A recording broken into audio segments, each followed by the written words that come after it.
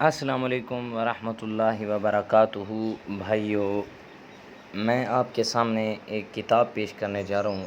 یہ کتاب ہے میرے پاس، تو خوابوں کے بارے میں عموماً یہ سب کو ہوتا رہتا ہے کہ عجیب و غریب خواب آتے ہیں۔ اس کے علاوہ کچھ خواب تو ایسے ہوتے ہیں کہ جن کا مطلب بالکل الگ ہی نکلتا ہے، اور کچھ ایسے ڈراؤنے خواب آتے ہیں کہ آدمی ڈر جاتا ہے، جیسے کسی کو مرا ہوا دیکھ لینا، یا کہیں لڑائی، یا کہیں دودھ کی تقسیم، یا کہیں دودھ پینا، یا پانی دیکھ لینا، یا آفات کو دیکھ لینا۔ تو میں نے اپنے اساتذہ اور علماء سے تعلق بنا کے پوچھا ہے کہ استاد صاحبوں سے، استاد جو ہمارے استاد محترم ہیں، تو انہوں نے مجھے بتایا ایک کتاب ہے، اس کا نام ہے تعبیر الرؤیا۔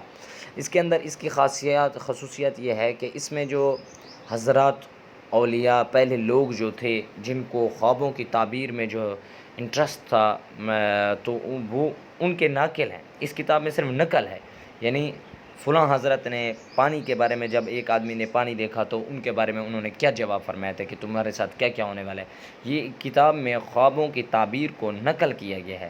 تو میں آپ کو اس کتاب کا ٹائٹل دکھا سکتا ہوں کہ اس میں کیا کیا باتیں ہیں۔ اس کے بعد میں ایک ایک کر کے اس کی ویڈیو بناؤں گا اور آپ تک اس کی معلومات دوں گا، کیونکہ میں اپنی طرف سے کچھ نہیں کر سکتا، میں ایک عام سا آدمی ہوں۔ میں جو بھی ویڈیو دوں گا وہ دلائل کے ساتھ دوں گا، دلائل کی بنیاد پر میں ویڈیو دوں گا، اور کتابوں کے حوالہ جات دیں گا، کیونکہ آج کل ہر کوئی علمی شخصیت ہے۔ آج کل پہلے والا دور نہیں رہا کہ بس سنی سنائی پر یقین کر لے، ہر کسی کو دلائل بھی ضرورت ہوتے ہیں۔ اگر کوئی آدمی آگے بات کرے تو اس کو دلیل کی بھی ضرورت ہوتی ہے، بھئی آپ نے کہاں سے حوالہ پوچھا۔ تو ایسے کوئی بات نہیں ہے۔ میں آپ کو جو ہے یہ کتاب علم تعبیر کی تعریف، غرض وغایت، واضح ہو کو میں اب آپ کی کتاب پڑھ کے سنا رہا ہوں۔ واضح ہو کہ ہر علم شروع کرنے سے پیشتر 3 باتوں کا جاننا ضروری ہوتا ہے۔ اس علم کی تعریف، علم کی تعریف، کیونکہ تعریف سے اس علم کی حقیقت منکشف ہو جاتی ہے، جس کا فائدہ ہوتا ہے کہ انسان اس علم کو بصیرت، سمجھدار ہو کر حاصل کرتا ہے۔ اس علم کی غرض و غایت، یعنی ہم اس علم کو حاصل کیوں کر رہے ہیں، کیونکہ جب تک کسی چیز کی غرض و غایت معلوم نہ ہو، اس وقت تک اس چیز کی تحصیل میں کوشش کرنا محض عبث ہے، یعنی ایک بے فائدہ کام ہوتا ہے، اور اندھا دھند کسی چیز کے پیچھے پڑنے کے مترادف ہوتا ہے۔ اس علم کا موضوع، ہر علم کا موضوع وہ ہوتا ہے جس کے حالت اس علم میں مذکور، جیسے جسم ہے۔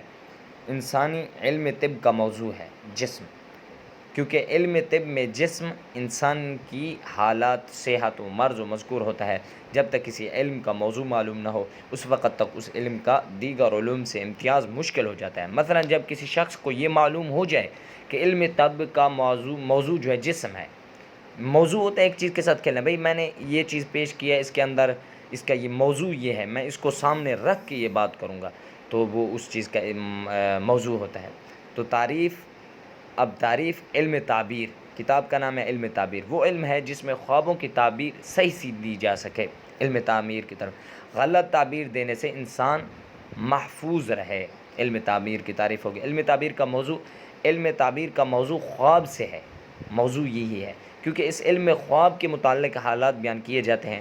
علم تعبیر کا موجد، ہر چیز کا موجد در حقیقت حق تعالیٰ ہے، شان ہوئی اللہ تعالیٰ نے ہی بنانے والا، موجد وجد سے ہے، پانا، بنانے والا، لیکن عرف عام میں ہر علم کا موجد اس شخص کو کہتے ہیں جس نے سب سے پہلے اس علم کو دنیا میں رواج دیا ہو، جیسے علم منطق کا موجد ارسطو اور علم عروض کا موجد خلیل نحوی ہے۔ پس علم تعبیر کا موجد اور واضح حضرت یوسف علیہ السلام ہیں، جن کو سب سے پہلے یہ علم خدا تعالیٰ کی طرف سے عطا ہوا۔ انہوں نے اس دنیا میں یعنی مروج کیا، چنانچہ ارشاد باری تعالیٰ وَكَذَلِكَ يَجْتَبِيكَ رَبُّكَ وَيُعَلِّمُكَ مِن تَعْوِيلِ الْأَحَادِيثِ وَيُتِمُّ نِعْمَتَهُ عَلَيْكَ، اور اسی طرح تجھے تیرے رب چن لے گا، تجھے باتوں کا انجام نکالنا سکھائے گا، اور تجھ پر اپنی نعمت پوری کرے گا۔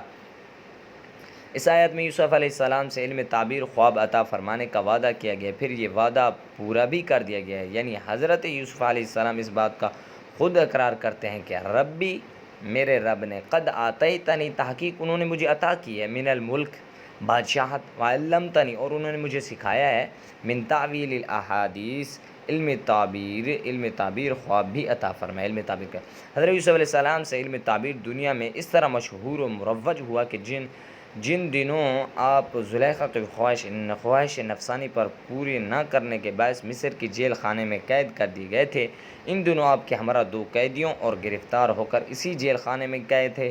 دونوں کو جیل میں خواب دکھائے دیے، چنانچہ اس آیات میں ان دونوں کے خواب کا تذکرہ ہے۔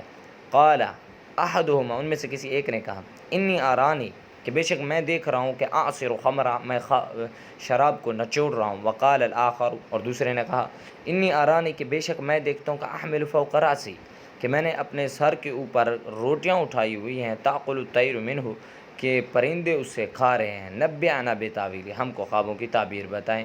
انا نراک من المحسنین، بے شک ہم آپ کو نیک دیکھتے ہیں۔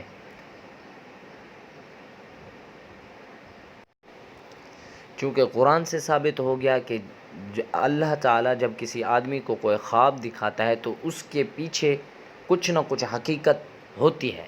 تو میں نے سب سے پہلے جو ہے خوابوں کی تعبیر رؤیا کا، اس کی خواب کی تعریف، اس کی غرض وغایت آپ کو سمجھائی ہے۔ اب آئندہ انشاءاللہ نیکسٹ میں ہر ایک چیز، یعنی جو آپ خواب میں دیکھیں گے، میں اس کو نقل کر کے آپ تک ویڈیو کو پہنچاؤں گا۔ اگر آپ تمام علم تعبیر سیکھنا چاہتے ہیں بطور نقل، یہ اللہ تعالیٰ نے ہر کسی، اب ہم چونکہ ناقل کے طور پر ہوں گے، اب ہمارے اندر کوئی ایسی صلاحیت نہیں ہے کہ ہم خود خوابوں کی تعبیر نکال سکیں۔ ہم بطور ناقل جو ہے میں آپ تک ایک ویڈیو پہنچاؤں گا۔ اگر آپ کو اس چیز میں انٹرسٹ ہو تو آپ میرے چینل کو سبسکرائب کریں، ورنہ نہ کریں۔ شکریہ۔ السلام علیکم ورحمۃ اللہ وبرکاتہ۔